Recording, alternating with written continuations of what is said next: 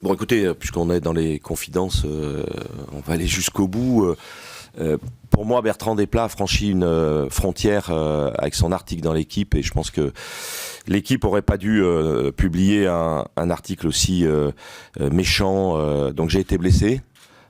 Blessé parce que, comme je l'ai expliqué, ça fait 30 ans que je participe à la vie du football français.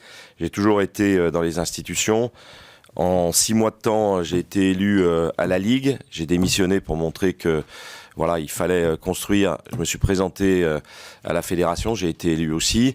Et puis, en début de semaine, élu pour la 5e fois au board européen de l'ECA. Voilà, donc, et par ailleurs, j'ai une vie d'entrepreneur qui est une vie d'entrepreneur plutôt réussie. Donc, j'ai pas apprécié qu'on dise que j'étais quelqu'un de sénile, quelqu'un qui n'avait plus rien à faire et dans le foot et dans le monde de l'entreprise parce que il n'aurait rien compris à rien.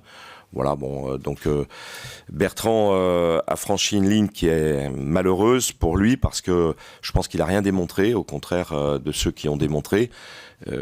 Pour pouvoir parler des entrepreneurs ou des présidents qui ont réussi à faire quelque chose, on peut toujours faire mieux, évidemment. Il faut avoir soi-même démontré un certain nombre de choses, ce qui n'est pas le cas. Donc voilà. Ceci étant, je suis un homme courtois, comme l'est Nasser, comme le sont un certain nombre d'autres grands présidents du championnat français. Donc je l'ai invité, comme j'invite tous les présidents français et européen à déjeuner avant le match, comme c'est le cas.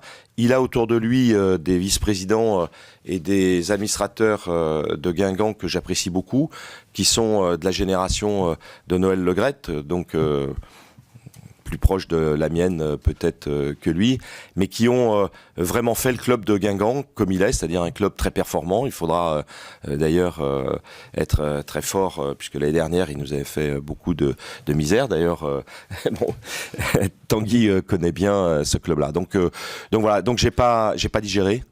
Mais ceci étant, je recevrai comme je le fais normalement tous les dirigeants du football français et européen, et j'espère pouvoir lui donner quelques conseils qui lui permettront peut-être d'être moins arrogant dans le futur, et en tout cas de faire en sorte d'apprécier quand on construit pour l'intérêt de tous les clubs.